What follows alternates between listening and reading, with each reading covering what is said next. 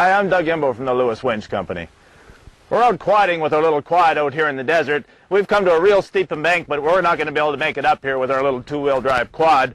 So lucky enough, we've got our brand new Lewis Winch Ground Anchor because there's not a spot in sight to anchor. We don't have a tree, we don't have a rock, we don't have anything we can hook onto. So I'm going to show you how our new Lewis Winch Ground Anchor works, using it with our little Lewis winch and our trailer hitch mount, which I've got mounted on the back. So I'm going to take it off now and show you what we got here.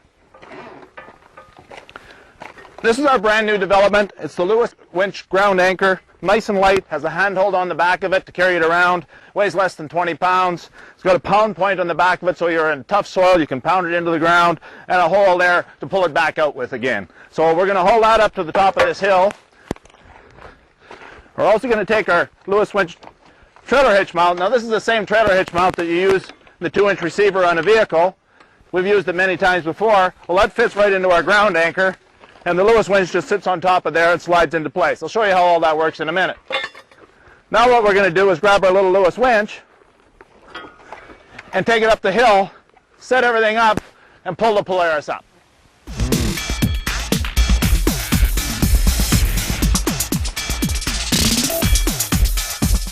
Now that we've carried our little Lewis winch and the ground anchor to the top of this hill, we can assemble the ground anchor, set the Lewis winch on, and get ready to pull the quad up that steep embankment. So the first thing we have to do, just pull out this hitch pin, and very simply, trailer hitch mount slides into the back of the ground anchor, and you select one of the many holes for whatever soil conditions we're in.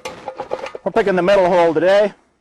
Put that pin in, and the ground anchor is assembled and ready to go. Now what we have to do is we have to get it started. The Lewis winch is going to embed it once we start to pull, but we've got to get it started. So all we have to do is work it into the ground so that it's solid enough that it doesn't tip over when we set the Lewis winch on it. Now I'm going to pick up the Lewis winch. You'll see that there's just a bracket on the bottom that drops into the slot in the trailer hitch mount, and that slides forward, locks into place. Release the clutch, and we're ready to pull out the cable and pull the quad up the hill. Okay, now I've run my cable down and hooked it onto the quad down at the bottom, so we're pretty much ready to go. We got the ground anchor started pretty good. Going to re-engage the clutch on the Lewis winch, start up the saw, put my foot on the back of the ground anchor just to add a little bit of weight and help it go deeper into the ground, and we should have no trouble pulling the quad up that hill. So let's get it to go. The first thing I have to do, again, lock in the clutch of the Lewis winch, and then we always want to take up the slot before we open it up full throttle. Put the compressor.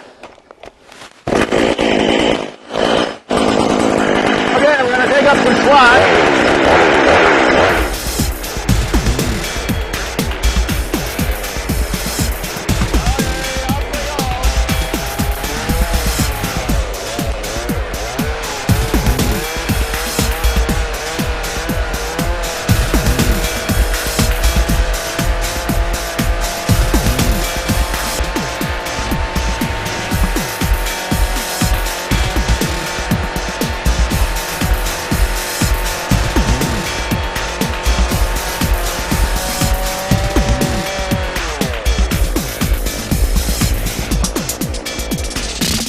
Now you can see how easy that was to pull that quad up that steep embankment all by myself. I didn't need any help. The only thing I have to do now is I'm hanging on to the brake of the Lewis winch to keep it from rolling backwards. So I'm just going to jump up here, lock the brake on the quad. It's safely in place. We can load the Lewis winch gear back on, continue with our adventure until we get to the next hill, or we get stuck, but we can do it all alone with the Lewis winch. That's how the Lewis winch does that.